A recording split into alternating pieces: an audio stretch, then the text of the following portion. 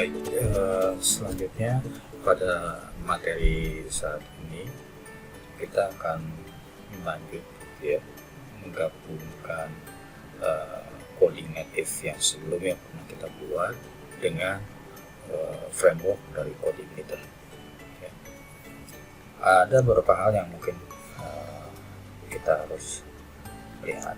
Yang pertama di sini kita harus membuat model. Ya. Jadi model di sini posisinya ada di folder application models dan kita beri nama modelnya dengan sini digunakan kelas db-webprop ya, jadi saya singkat dengan C db-webprop.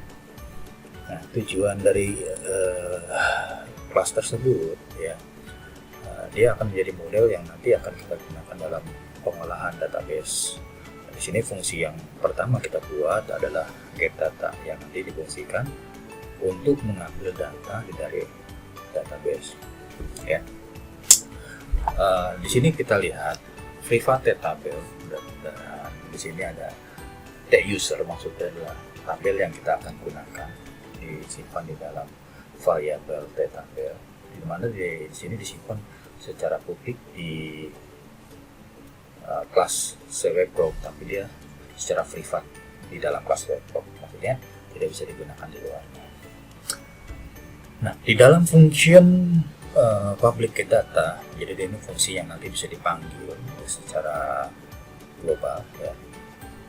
Ada beberapa perintah. Yang pertama di sini this db get where.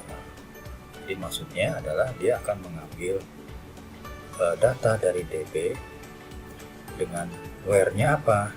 Pertama this t tabel, maksudnya adalah pada kelas tersebut diambil data t tabel. T tabel di sini kasih pakai t user.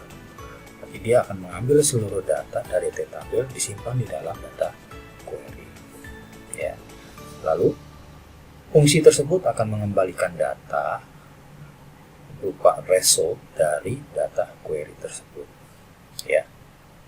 Gitu. Ini ya penjelasan daripada fungsi get data tadi.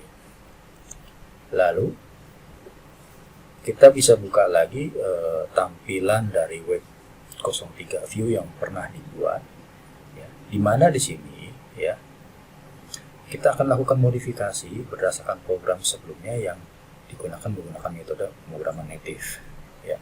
Lalu melakukan beberapa perubahan yang antara lain di sini. Yang pertama yang sebelumnya saya gunakan atribut onload pada elemen body karena dia sudah menggunakan PHP, maka tidak perlu digunakan lagi ya. Jadi langsung head body class layout main, jadi onloadnya dihilangkan ya, di sini. Lalu mengganti elemen div yang digunakan untuk menampilkan data dengan script yang digunakan untuk menampilkan data pada project sebelumnya, serta disesuaikan scriptnya. Oke, walaupun kondisi tertentu mungkin bisa saja div tersebut kita biarkan untuk memanipulasi data. Ya, tapi di sini saya coba dibuatkan sesimpel mungkin. Ya, jadi yang sebelumnya kita buat terpisah, sekarang kita gabungkan. Tetapi kan di sini seolah-olah dia adalah bagian dari template nanti ke depannya. Nah, di mana di sini ya elemen div tersebut digantikan dengan nilai dari project get data sebelumnya ya, yang kita ambil pada saat kalau data itu diproses dalam PHP. Nah, itu datanya kita ambil di sini deklarasi pembuatan tabelnya ya. Lalu ada di situ ya, sebenarnya script ini kan berbasiskan PHP ya, walaupun seharusnya ya dari awal sampai akhir ya PHP juga gitu. Tetapi di dalam web memang ada pembacaan, misalkan dia tidak keluar dari PHP tanpa ada elemen PHP-nya, itu akan di treatment sebagai HTML ya. Jadi tabel ini deklarasikan dengan cara seperti ini ya. Jadi saya deklarasikan tabel, saya deklarasikan baris pertama itu adalah sebuah header ya. Ini nanti akan dideklarasikan sebagai tag daripada HTML, jadi tidak diproses di PHP-nya ya. Lalu di sini ada elemen dari PHP sendiri, di mana di dalam elemen tersebut ya ini kan keseluruhan semua menggantikan div yang sebelumnya kita buat. Ya. Jadi dengan kata lain program yang sekarang akan kita buat ini kalau ada reload ya reload secara keseluruhan, tidak hanya satu bagian. Jadi konsep ajaknya dihilangkan sedikit.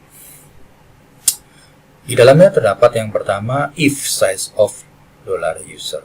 Nah, di sini permasalahannya mungkin kita akan bertanya, variabel user ini datang dari mana?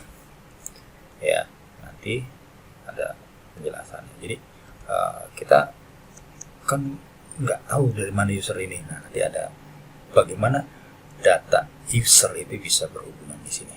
Ya.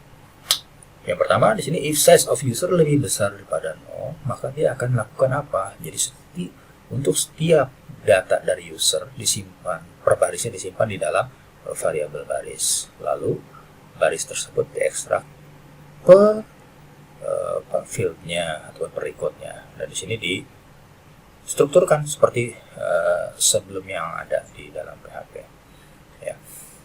Hingga dia selesai. Terus di sini kita buatkan else, itu apabila ternyata datanya di data user itu tidak ada datanya, maka di sini dia buatkan satu baris yang menyatakan bahwa data itu tidak ada. Lalu di sini ada tambahan lagi, dia tetap membuatkan sebuah baris, ya, di mana baris ini ditujukan untuk membuat sebuah record baru. Jadi clospan nanti dalam folder tersebut, sini saya sengaja saya buat seperti ini. Jadi tujuannya agar tombol itu tetap segaris pada bagian action. Ya, jadi dengan ID new, dia new tab button. Jadi pastinya pasti ada selalu di bawah. Tujuannya nanti agar dia jadi fungsi untuk membuat data baru. Ya, di sini perhatikan set of-nya, terus untuk baris username, jadi kita perhatikan seperti itu. Dan ini data tadi. Ya.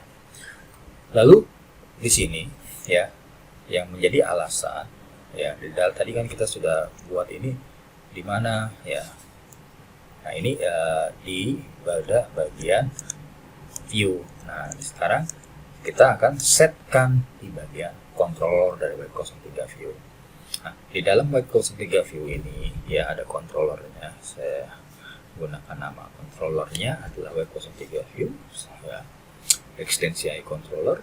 Nah, di mana di sini ada function construct, function ada parent construct, space load model, CDB web probe, jadi proses constructnya, functionnya. Terus juga ada public function index ini. Jadi kalau dipanggil control ini indeksnya ini. Nah, di sini ada data usernya. Di sinilah user yang tadi saya sebutkan. Ya, jadi variabel user itu diambil dari data user ini. Sama dengan this web CD tadi yang kelasnya kita buat, this CDB probe get data. Jadi kelas yang pertama kita buat diambil dari sini, nanti disimpan di view yang tadi. Ya, proses di view yang tadi. Nah, dalam pemrosesannya di sini if count data user lebih besar daripada 0. Jadi jika data usernya ternyata lebih besar dari 0, dia akan melakukan load view Web03 View dengan pengiriman variabel data. Tapi jika tidak, dia hanya menampilkan Web03 View tanpa pengiriman data. Ya, seperti ini. Ya, ini yang memanggil datanya nanti. Ini adalah memproses model yang kita gunakan di dalam halaman. Ya, terus ini adalah proses pemanggilan indeks dengan parameter data atau tidak. Nah, itu kurang lebih seperti itu. Ya. Di dalam mendesain sebuah controller atau view dan model dalam web menggunakan coordinator. Ya, jadi proses migrasi dari native ke coordinator seperti itu. Oke, terima kasih.